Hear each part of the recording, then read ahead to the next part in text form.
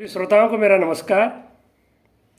वेदांग में छंद शास्त्र को उपस्थापन करने के लिए उपस्थित हुआ हूँ। अब तक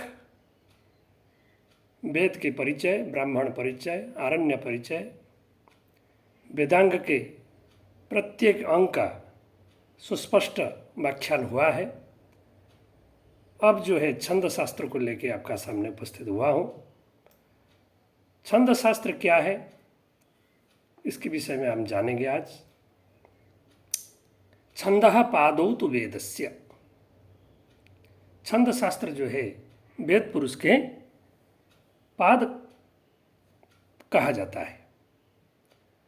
तो उसका आवश्यक क्या था, इसका उत्पत्ति क्यों हुआ था, इस पर इसका परंपरा क्या है। वस्तुतः वेद मंत्रों का सम्यक उच्चारण के लिए अथवा भाव अवबोधन करने के लिए छंद शास्त्र का उत्पन्न हुआ था। छंद ज्ञान के बिना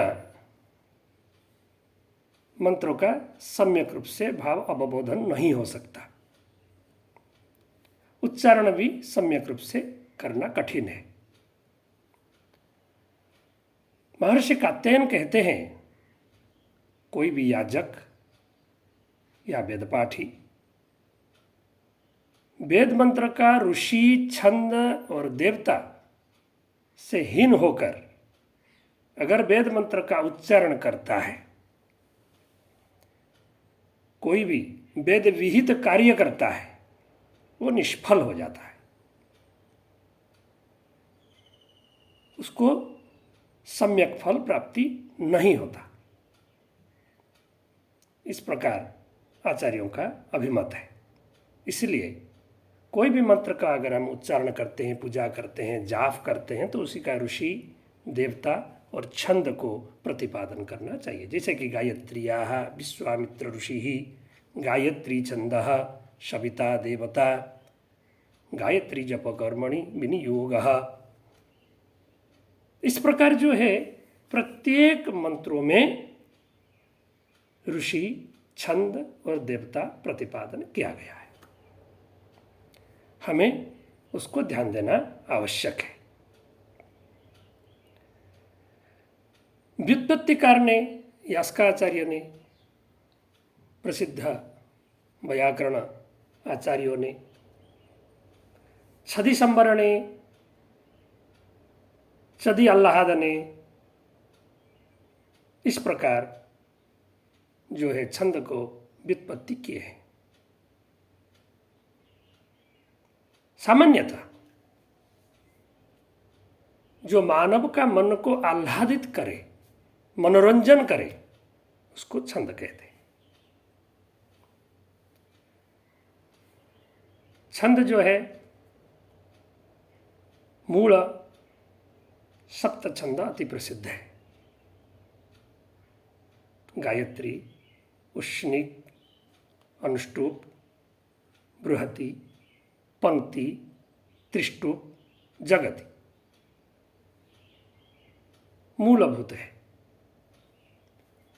इसके अतिरिक्त और भी सप्त छंद है, और भी सप्त छंद। इस प्रकार 21 छंद अति प्रसिद्ध है। द्वितीय सप्त जो होता है अति जगति,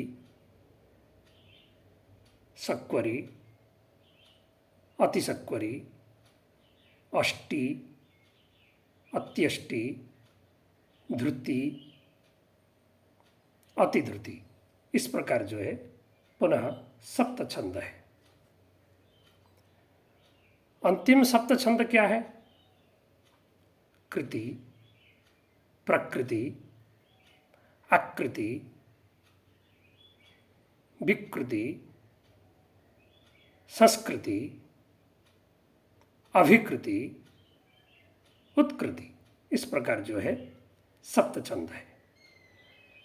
तो 21 छंद इस प्रकार वर्णन किया गया है।